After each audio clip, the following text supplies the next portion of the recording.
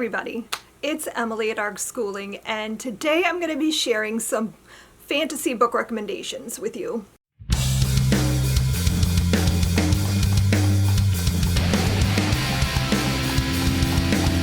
But before I do that, before I get into the recommendations, I want to have a little bit of a chat about something I've been dealing with lately, and I want this to be like the last time I ever have to talk about it.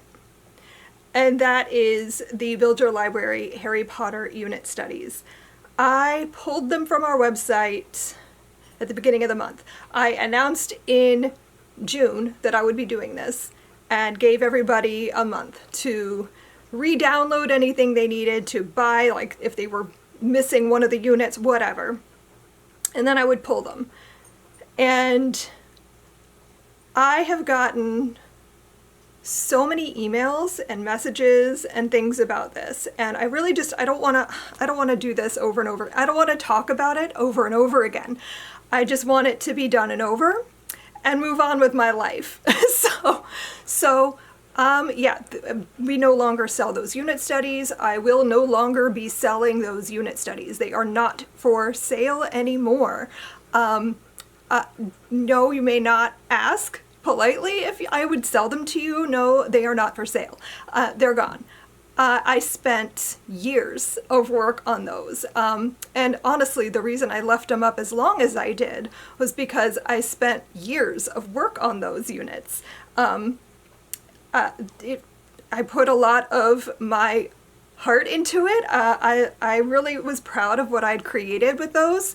And I left them up for sale years after I really felt uncomfortable with it, and I got progressively more uncomfortable, basically. And I just got to the point where I was like, I don't want to be associated with this anymore. I don't want to put this out there as if I'm supporting something that I am very much not. And I know I've had people ask me to keep my politics out of this. I've had people ask if I would reconsider, and the answer is no. I will not be removing my like what? I will not be removing my ethics. Like I can't do that. It would be unethical of me to continue to sell these. I do not wish to be associated with J.K. Rowling. I do not wish to be associated with somebody like that. And I don't want to put any more money into her pocket. She is using that money for hateful purposes. And if you want to continue reading the books, more power, like, go for it. You read what you want. I cannot tell you what to read. I cannot control that. But I can say that I don't want to support this anymore and remove my work that I have put out, and just like it's not something I'm going to change my mind about. As the parent of a trans child, I can't support something like that anymore. And so no, they're gone. I do not have those unit studies anymore. No, they are not for sale. No, you may not pass them around. Like, I've had people ask if they can just ask other people for free to get the, like, no, that I don't want a Harry Potter unit black market. No, they are still copyrighted. Like, no, you may not do that. But I want this to be like a definitive, like, end of conversation video, because I really just want to move on. I want to write new things. I want to create new products. I want to be able to move on and give you guys some other great stuff to use and read with your kids. Like, I don't want to harp on this any longer. I don't want to carry this conversation on for months, because I've said what I've said, and I don't want to say it anymore. Does that make sense? I hope I'm getting this across in a way that is a place of love and mutual respect between us. I love that I am able to do what I do. I love that I'm able to use my passion for literature and reading and create products for you that will hopefully pass that love and passion on to you and your children. But what I don't want to do is have my work get derailed because I'm just constantly fielding the same questions over and over and over. So I want this video to be a conversation ender. I want this to be the last thing I say about it. And then we can all move on. And then we can all move on to other things, because I have so many plans and ideas and things that I want to do. I'm hoping we can all move on from here. So please, can we just let them go? Let it go. Which is where I want to transition now into talking about book recommendations, because the thing that I hear a lot about separating the art from the artist, and if the artist is dead, for example, Roald Dahl is no longer alive, he is no longer making any money off of his work because he's dead. He has had some very anti-Semitic things. Do I support that? No. Will I still read his books? Maybe. I wouldn't necessarily recommend them anymore, but like I also wouldn't not. Like, do you know what I mean? But that is not the case when the author is still alive and still profiting off of that work. So I would love to share with you today some book recommendations for other middle grade fantasy works, because there are so many. That's the thing that I think is driving me the most crazy, is that there are so many other options available to you. Like, so many. I have stacks of books over here, and I haven't even read all of them yet. Like, there's so many. I'm going to start with books that I already include in Build Your Library in some capacity. So like Tristan Strong. This is Tristan Strong Punches a Hole in the Sky by Kwame Mbalia, and this is in, I think, level 5 or level 6, I can't recall right now, but I read this and was immediately just smitten by this book. It's so good. This is a story that is like African American mythology coming to life. There's some very heartwarming characters. The story is about grief and learning to let go and finding power in yourself, and it's just a really great series. I also have included Amari and the Night Brothers by B.B. Alston in level 3 or 4. I'm not 100% sure on that one either. I'll put a note up here on the screen when I'm giving you the accurate answer. But again, magic school setting, much better story. And I think this is a really fun one because we have, again, it's a magic summer school program, and they're able to see supernatural things. Some people have magic, some people don't, and it's a really clever story. I have to recommend both of these. These are both Christina Suntervant. This one is in a level. This one is a lip bite. And both of them are excellent. This is a Les Mis retelling, so if you're a big fan of Les Miserables, you'll enjoy this. And this one is like a story about the dangers of colonialism and a sea voyage and pirates and all that stuff. So both are very good, very exciting stories, and have a lot of like real world relevance to them. Healer of the Water Monster. This is by Brian Young. It is a lit bite you can purchase on our website. So like if you really want a unit study, I would recommend checking out some of the lit bites, because this is an excellent story. It follows an indigenous character, and it's about indigenous mythology, and it's really, really well done. Willowdean is by Catherine Applegate, another lit bite. This one's an environmentalist story, and it has really cute magical animals in it. So if you love like magical creatures, this is a great option for you.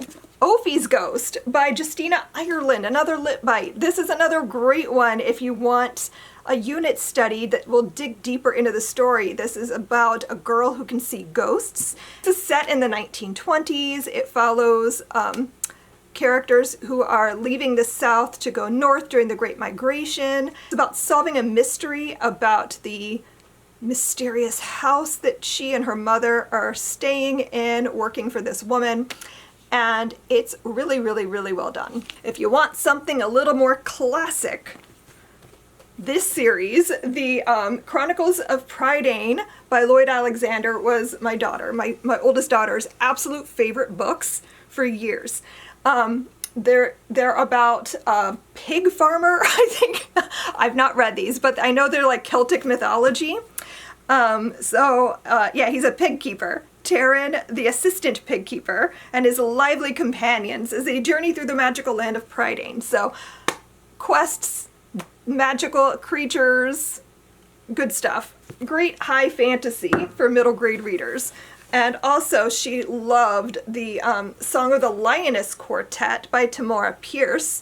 This is another series that I still need to read. Like, she's been trying to get me to read these for years, but I always have so many other things on my plate that I haven't gotten to them yet. But I know this is like strong female characters, quests, magic, all the high fantasy you could desire. Another classic, I guess we can call it a classic, they've been around for a while, is Discworld by Terry Pratchett. Specifically for a middle grade audience, the We Free Men series. This is like the Tiffany Aching series, and it's like Discworld for young adults. This is like at the top of my stack for a potential like lit bite or something. I don't know. I really want to read it though because I love Discworld. I love Terry Pratchett's writing. I love how clever his writing is, how satirical while still being like so like whip smart and just hilarious. And I feel like this is gonna be something I love. Let's see, another, I guess, classic, if you want to go there, Percy Jackson. Like, I don't really need to recommend this because Percy Jackson is about as popular, I think, already.